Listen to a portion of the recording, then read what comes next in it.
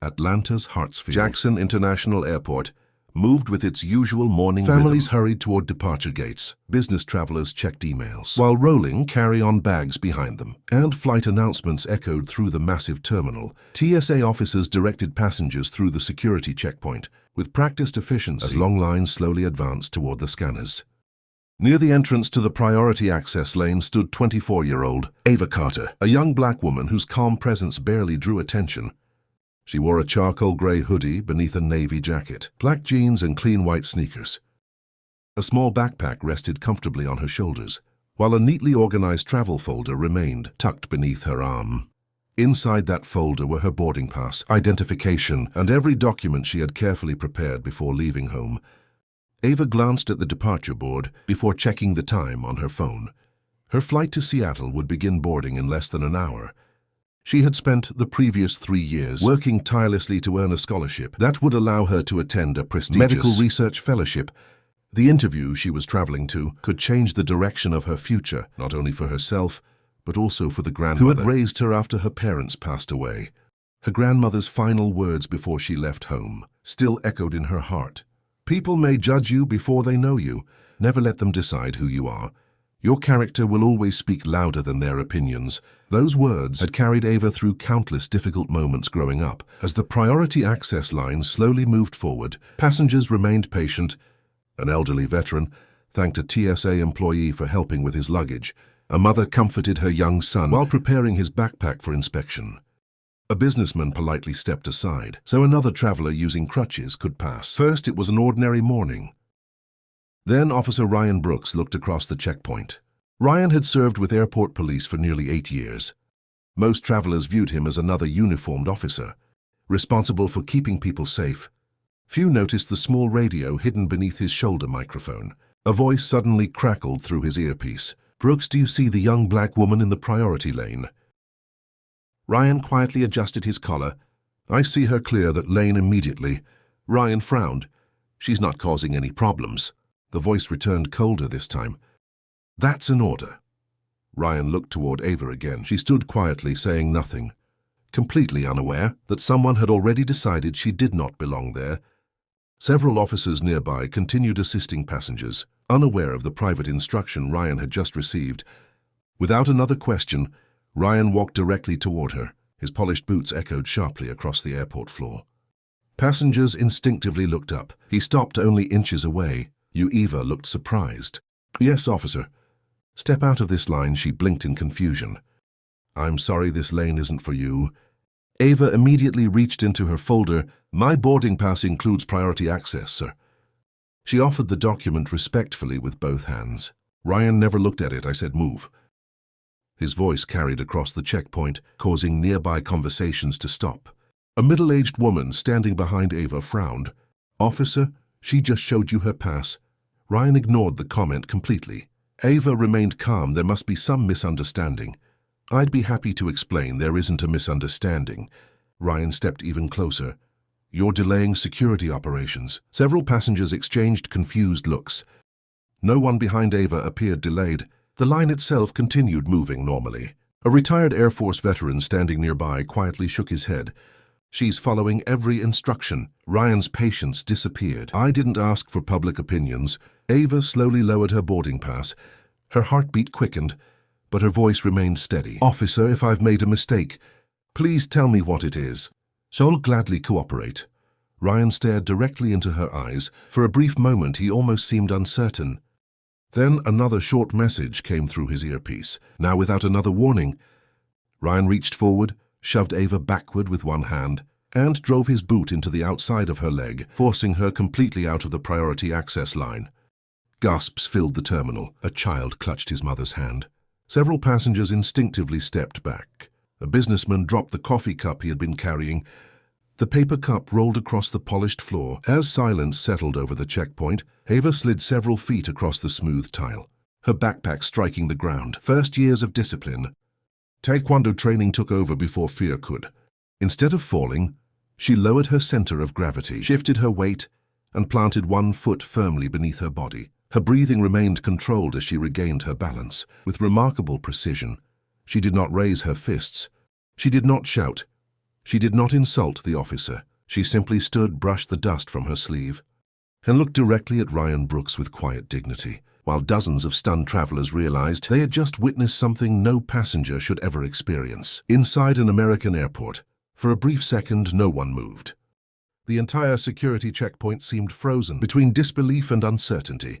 Conversations stopped. The rolling wheels of suitcases slowed across the polished floor. Even the automated boarding announcements fading through the terminal felt strangely distant. Officer Ryan Brooks expected the young black woman to collapse. Instead, Ava Carter remained standing. She straightened her posture with controlled precision, her breathing calm, despite the sharp pain spreading through the outside of her leg. Nearly 16 years of Taekwondo training had conditioned her body to react before panic ever could. Every lesson her instructor had taught echoed through her mind. Balance before emotion, control before power. Defense before attack. She lowered her hands to her sides, instead of raising them into a fighting stance. "I'm not here to fight anyone," she said quietly. Ryan's expression changed. He hadn't expected witnesses to remain focused on him. More importantly, he hadn't expected Ava to stay on her feet. Several passengers exchanged uneasy looks. An elderly woman whispered to her husband. That officer kicked her. A college student wearing headphones slowly removed one earbud. Did everyone else see that? Phones quietly appeared in several hands. Ryan immediately noticed his jaw tightened. His public authority had just been challenged in front of hundreds of travelers. He stepped toward Eva once again. "You think you're going to embarrass me?" Eva slowly shook her head. "No, officer. I simply want to catch my flight. You should have walked away when I told you I tried to cooperate." Ryan reached forward, grabbing aggressively for her left arm. His fingers never reached her wrist. Ava reacted exactly as years of discipline, martial arts training had taught her. Not with anger, not with revenge, only with protection. She shifted one foot backward, turned her hips, lowered her center of gravity, then delivered one short, controlled Taekwondo kick toward the outside of Ryan's advancing leg. The movement lasted less than a second. It wasn't aimed at his head. It wasn't intended to injure. It wasn't fueled by rage. Its only purpose was to create enough distance to stop someone from forcing physical contact. Ryan's own forward momentum worked against him. His foot slid across the smooth airport tile. His balance disappeared. He stumbled awkwardly before crashing onto the floor. His portable radio bounced several feet away. A stunned silence swept through the checkpoint. Then cameras began recording from every direction. A businessman lowered his laptop bag and started filming.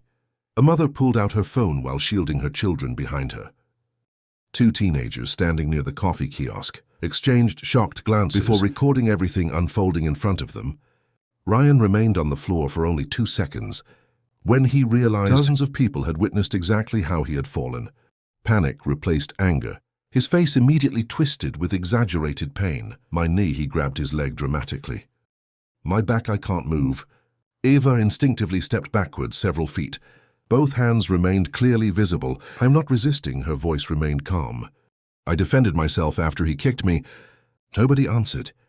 3 airport police officers rushed toward the scene. Officer Daniel Morris reached Ryan first. "What happened?"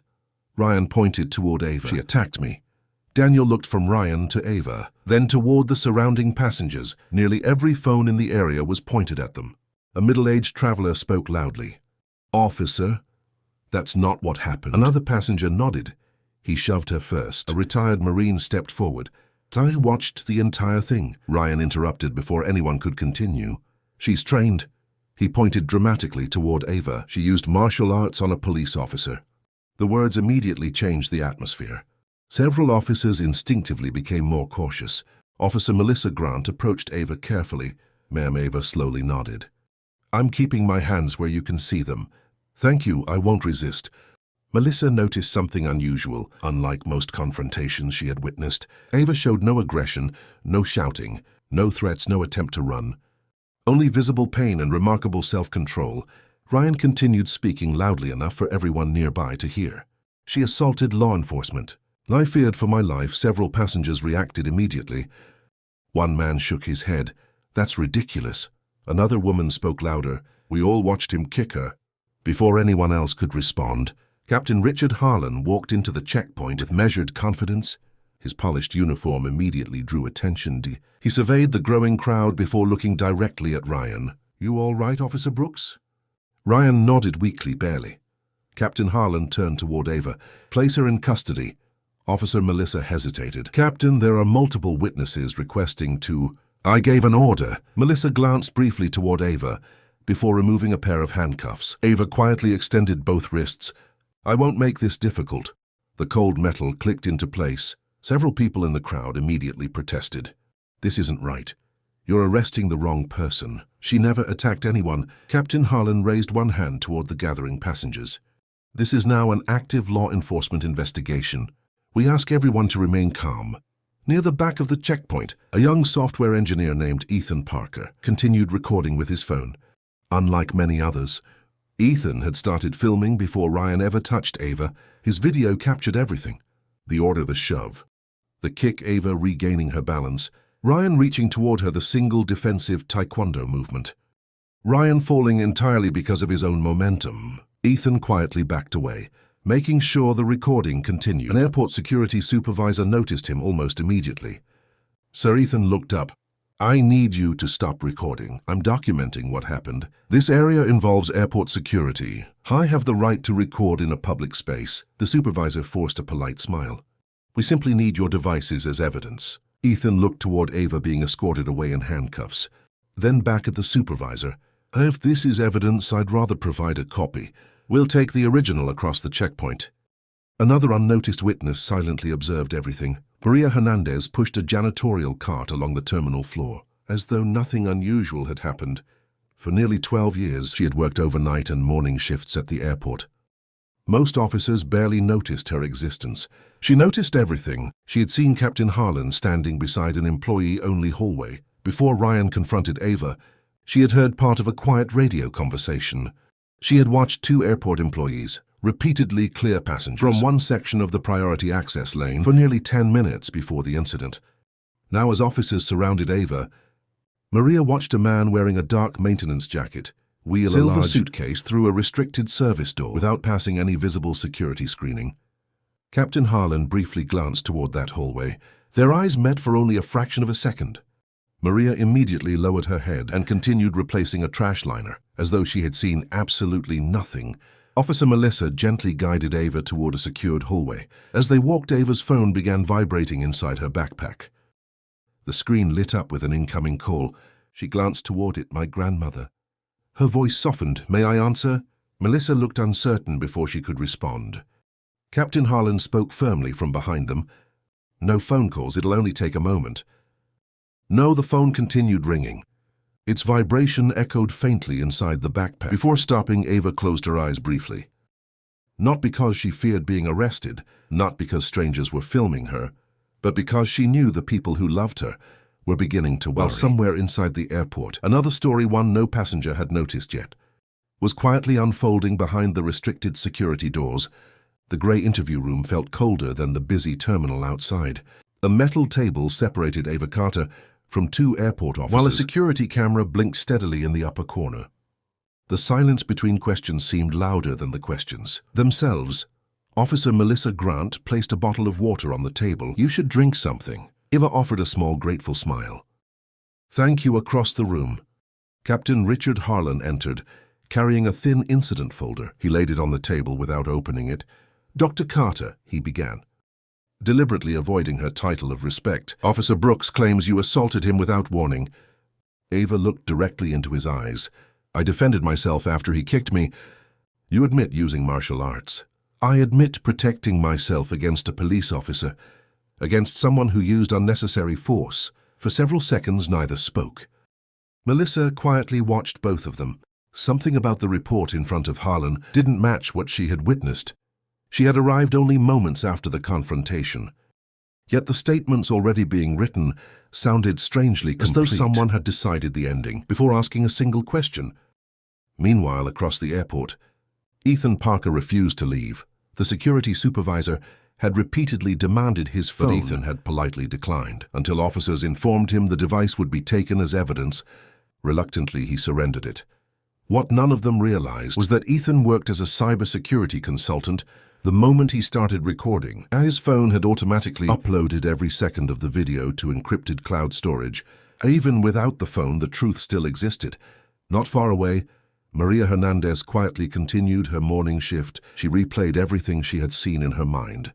Officer Brooks receiving a mysterious radio order, the unnecessary confrontation, the silver suitcase passing through a restricted corridor without inspection, Captain Harlan watching that hallway instead of the passengers. Maria had spent more than a decade cleaning airport terminals. People rarely noticed janitors. That invisibility had become her greatest strength. She knew exactly which hallways security cameras covered and which blind spots employees quietly relied upon. Later that afternoon, she walked into the airport administration office and requested a confidential meeting with internal affairs. "I have something you need to see," she said calmly. Back inside the interview room, Officer Melissa's radio suddenly crackled. She stepped into the hallway to answer it. Moments later, she returned with an expression that immediately caught Captain Harlan's attention. "Captain, what is it?" Melissa hesitated the witness's video. Harlan's face tightened. "What about it?" "It wasn't deleted. What do you mean?" "It already uploaded before officers collected the phone." Silence filled the room for the first time that day. Confidence disappeared from Captain Harlan's expression. Within hours, the footage reached internal affairs investigators. Every second matched Ava's account. Officer Brooks ordered her out of the priority access lane without justification. He ignored her valid boarding documents. He shoved her, he kicked her leg. He attempted to grab her again. Only then did Ava use one controlled Taekwondo technique to protect herself, before immediately stepping back with open hands. She never chased him. She never struck him again. She never resisted arrest. The video spread rapidly across news outlets nationwide. Millions of Americans who had first believed the headlines now watched the entire encounter unfold with their own eyes. Public opinion shifted almost overnight. Questions poured into the airport administration. Why had force been used? Who ordered the confrontation? Why was the evidence nearly lost? Federal investigators soon uncovered something even more disturbing.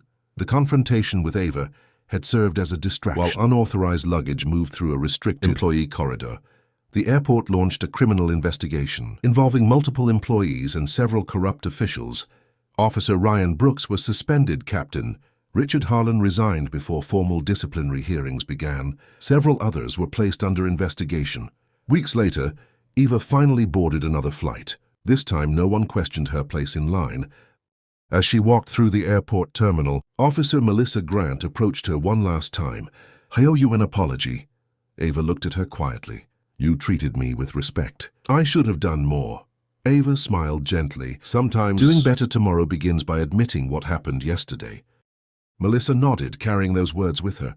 Long after Ava disappeared toward her departure gate, months later, Ava completed her medical fellowship and returned to the community she had always hoped to serve.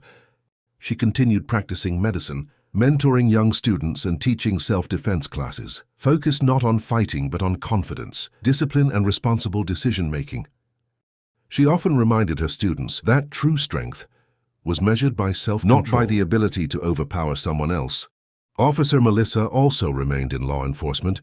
Inspired by everything she had witnessed, she helped introduce additional de-escalation training and stronger accountability measures within her department. Believing that public trust is earned through fairness, professionalism, and integrity, every single day this story is a reminder that one person's abuse of authority should never define an entire profession.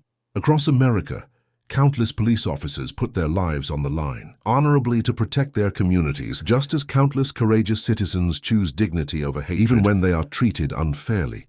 Justice becomes stronger when good people, whether wearing a badge or not, have the courage to stand for the truth. If Ava Carter's journey touched your heart, let us know in the comments. What was the most powerful moment of her story? And what would you have done if you had witnessed this at the airport? And tell us what kind of inspiring justice story you'd like to watch next. Your ideas help shape future stories, and your voice is an important part of this community. Until the next story, remember, courage is not found in power, it is found in choosing integrity when no one expects it, because the truth has a way of finding the light, no matter how long it takes.